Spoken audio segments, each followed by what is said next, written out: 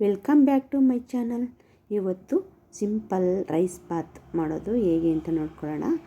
ತುಂಬಾ ಚೆನ್ನಾಗಿರುತ್ತೆ. ಇದಕ್ಕೆ ಮಸಾಲೆ ಅಂದರೆ ಶುಂಠಿ ಬೆಳ್ಳುಳ್ಳಿ ಇಲ್ಲದೇ ಏನೋ ರುಬ್ಬಾಕ್ತಾನೆ ಮಾಡೋದು ತುಂಬ ಚೆನ್ನಾಗಿರುತ್ತೆ. ಬೇಗ ಲಂಚ್ ಬಾಕ್ಸ್ಗೆ ಪ್ರಿಪೇರ್ ಮಾಡಿಕೊಟ್ಬಿಡ್ಬೋದು. ಒಂದು 10 ನಿಮಿಷ ಕಾಲು ಗಂಟೆ ಒಳಗೆ ಮಾಡಿಕೊಟ್ಬಿಡ್ಬೋದು. ಇದಕ್ಕೆ ಒಂದು 3 ಈರುಳ್ಳಿ, ಸ್ವಲ್ಪ ಕೊತ್ತಂಬರಿ ಸೊಪ್ಪು, ಪಲಾವ್ ಎಲೆ, ಇದು ಹಸಿಮೆಣಸಿನ್ಕಾಯಿ, 2 ಟೊಮೊಟೊ, ಸ್ವಲ್ಪ ಗರಂ ಮಸಾಲ, ಹಸಿಮೆಣಸಿ ಪುಡಿ, ಚಕ್ಕೆ ಲವಂಗ ತೊಗೊಂಡಿದೆ. ಇದು 2 ಕಪ್ ಅಕ್ಕಿ ತೊಗೊಂಡಿದೆ. ಇದಕ್ಕೆ ಇದನ್ನ ಚೆನ್ನಾಗಿ ವಾಶ್ ಮಾಡಿ ಇಟ್ಕೋಬೇಕು.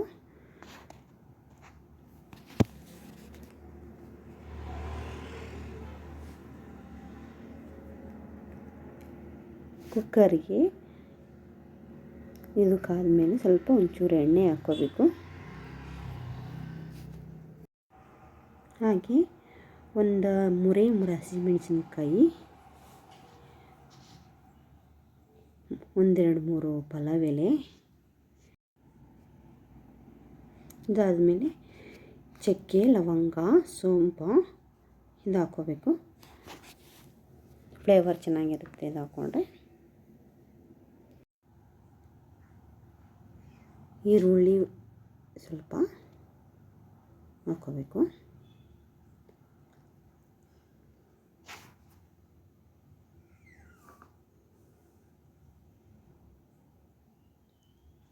ಇದು ಚೆನ್ನಾಗಿ ಸ್ವಲ್ಪ ಲೈಟಾಗಿ ಫ್ರೈ ಮಾಡ್ಕೊತಾ ಇದ್ದಾಗಲೇ ಇದಕ್ಕೆ ಹಾಗೆ ಕೊತ್ತಂಬರಿ ಸೊಪ್ಪು 1 ಹಿಡಿಯಷ್ಟು ಹಾಕ್ಕೋಬೇಕು.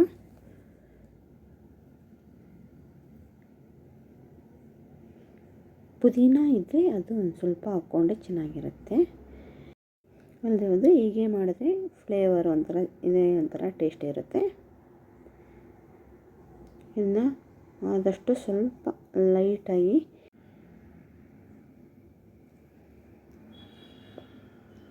ಇದು ಸ್ವಲ್ಪ ಲೈಟಾಗಿ ಫ್ರೈ ಆಗಿದ್ರೆ ಸಾಕು. ಇದಕ್ಕೆ ಹೆಚ್ಚಿಟ್ಟಿರುವಂತಹ ಒಂದು 2 ಟೊಮೊಟೊ ಹಾಕ್ಕೊಂಡಿದ್ದೀನಿ ಅಷ್ಟೇ, ಸಾಕು. ಇದು ಸಿಂಪಲ್ಲಾಗಿರುತ್ತೆ.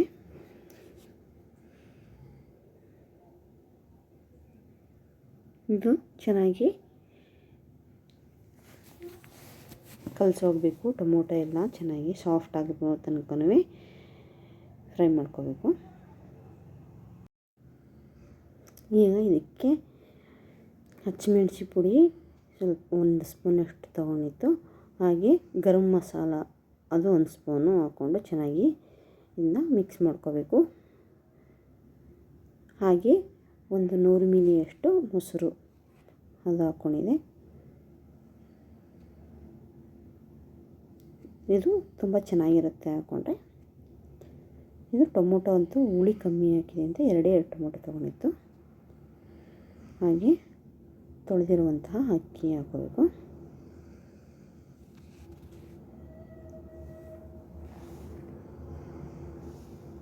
ಇದಕ್ಕೆ ನೀರು ಎಷ್ಟು ಪ್ರಮಾಣದಲ್ಲಿ ಬೇಕು ನೋಡಿಕೊಂಡು ಹಾಕೋಬೇಕಾಗುತ್ತೆ. ಈಗ ಇದಕ್ಕೆ ಮೊದಲೇ ರುಚಿಗೆ ತಕ್ಕಷ್ಟು ಉಪ್ಪು ಅದು ಹಾಕ್ಕೊಂಡಿದೆ. ಮೊದಲೇ ಅದು ಸ್ವಲ್ಪ ವಿಡಿಯೋ ಎಡಿಟ್ ಮಾಡುವಾಗ ಕಟ್ಟಾಗಿತ್ತು.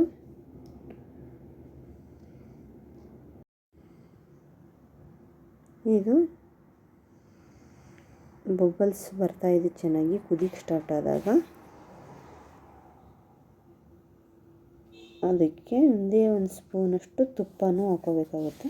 ಚೆನ್ನಾಗಿರುತ್ತೆ. ಇಲ್ಲದೆ ಹೋದರೆ ಆಪ್ಷನಲ್ಲು, ಅಲ್ಲದೆ ಸ್ಕಿಪ್ ಮಾಡ್ಬೋದು.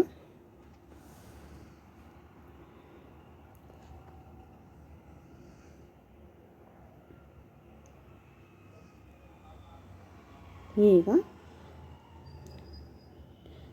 ಕುದಿಗೆ ಶುರುವಾದಾಗ ಲಿಡ್ ಹಾಕಿ ಒಂದು 2 ವಿಸಿಲ್ ಬಂದರೆ ಸಾಕು.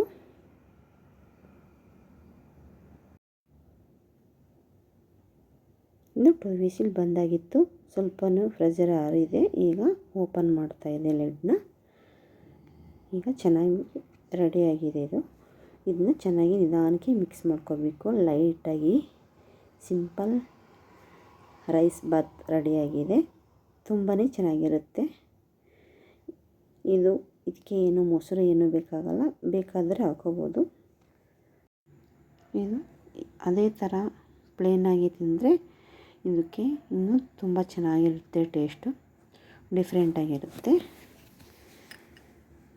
ಇದು ಹೆಚ್ಚು ಪದಾರ್ಥ ಇಲ್ಲದೇ ಮಾಡ್ಕೊಳ್ಳುವಂಥದ್ದು. ಮಕ್ಕಳಿಗೆ ಲಂಚ್ ಬಾಕ್ಸ್ಗೆ ಏನು ಮಾಡಬೇಕು ಅಂತ ಯೋಚನೆ ಮಾಡ್ತಾಯಿದ್ದಾಗ ಬೇಗ ಇದನ್ನ ಮಾಡಿಕೊಡ್ಬೋದು. ಇದು ಎಲ್ರಿಗೂ ಇಷ್ಟ ಆಗುತ್ತೆ, ತುಂಬ ಚೆನ್ನಾಗಿರುತ್ತೆ. ಇದು ಹೇಗೆ ಬಂತು ಅಂತ ಕಾಮೆಂಟ್ ಮಾಡಿ. ಸಬ್ಸ್ಕ್ರೈಬ್ ಆಗಿದ್ರೆ ಸಬ್ಸ್ಕ್ರೈಬ್ ಮಾಡ್ಕೊಳ್ಳಿ, ಲೈಕ್ ಮಾಡಿ, ಶೇರ್ ಮಾಡಿ. ಇನ್ನೊಂದು ರೆಸಿಪಿ ಜೊತೆ ನೆಕ್ಸ್ಟ್ ವೀಡಿಯೋದಲ್ಲಿ ಸಿಗೋ ತನಕ ಬಾಯ್.